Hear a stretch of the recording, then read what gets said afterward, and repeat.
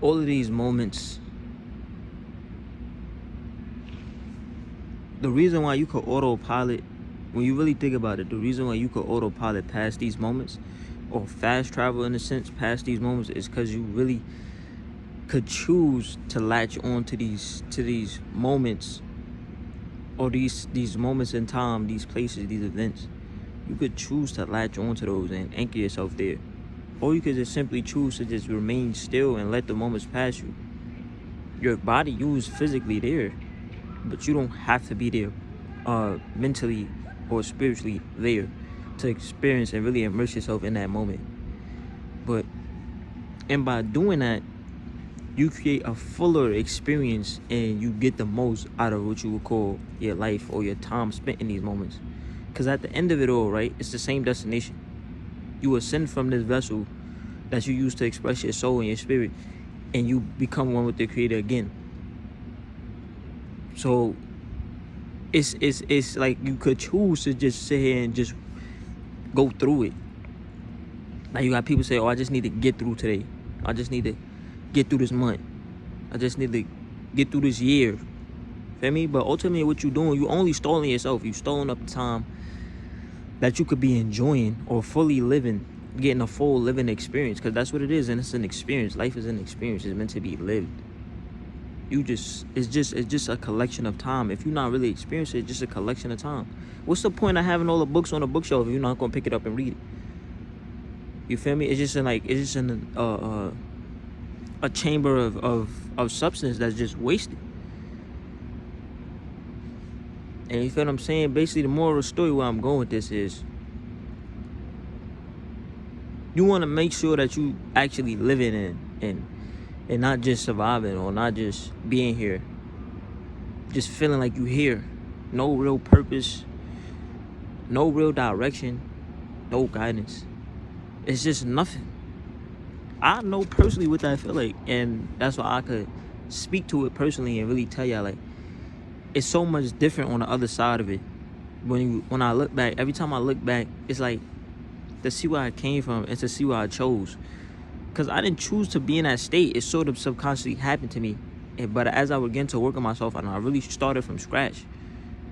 Some of y'all don't have to start from scratch because you still are, you feel me? Like you still you. I feel like I really lost who I was. I didn't know who I was anymore. And I had to really start from scratch. But it also is pros and cons. It also gave me the opportunity to take the path of least resistance. Because if I lost who I was, I had to just throw everything, what I thought I knew, out and really take on life from a whole new approach. So if your approach now is not working for you, you could always choose to adopt and just really say, at this moment in time, going into the new year, going into, you feel me, just a new cycle of energy, right? New year, just a new cycle of energy. Going into the new cycle of energy, you could really choose to say, this is who I envision myself to be, and this is who I'm going to be from now on. And you just begin to actualize. You say, this person does this person doesn't do that. And you say, okay, so therefore I am this person, so I'm gonna do this and I'm not gonna do that, because that's not something this person does. When you imagine the highest version of yourself, right, when you zoom out to the highest capacity and you think about the highest point of consciousness that you could reach, you gotta anchor yourself to that and try your best to drag, like you really anchor yourself to who you envision that person to be, and you try your best to like detach a rope. You really detach a rope to your heart, to your center, feel me, to your heart chakra, and you really detach that rope, and you try your best to anchor and pull that person down, and so you can like, until you can merge into that person. You sort of like trying to merge somebody in a whole different dimension. You trying to bring them here and merge into them.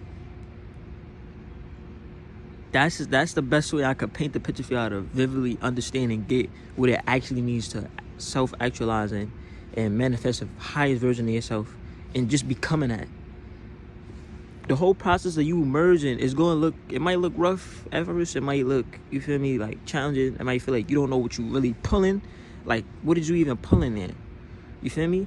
You start to lose sight, but you just got to remain grounded and centered to know, like, you're doing this for your highest benefit, so you could become this person that you envision yourself to be, who you know you can be,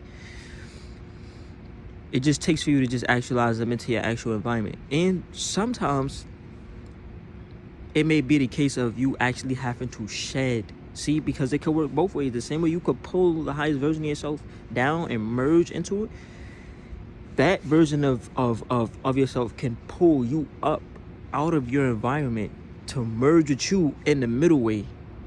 Feel what I'm saying? Like, because sometimes that person cannot exist in the environment that you're currently in. This is why it's so important to, when you outgrow environments, not to go back to those environments, or not to surround yourself in places where you feel like you not growth, you just stagnant doing the same shit.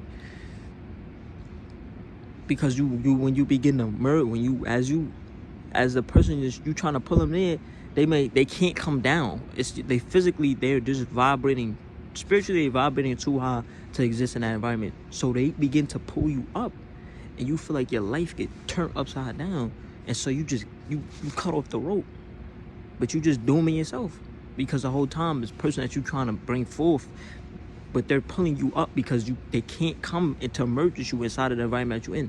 So in order for them to really come in and condense themselves, for y'all to merge, for y'all to create that fusion and become that one again and create that alignment in yourself, you have to escape the environment that you're in and physically put yourself in a higher vibrational environment, so that way you could be whole again and you create that unison in that middle way.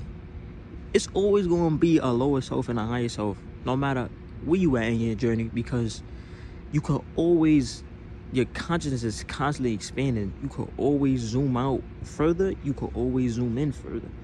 You feel what I'm saying? The further you zoom in, it's like you kind of get tunnel vision, right? Like, you could choose to tap into your ego by just zooming in fully. But if you zoom in too much, eventually the ego, it starts to lose itself. It dissipates. And at the center of that is the core of what you call your soul. And if you zoom out further enough, what you call your higher self, looking down, if you zoom out further enough, you will realize that you connected to everything. And at the core of that, what is it? You want with the creator. It's your soul that's tethering you to that creator.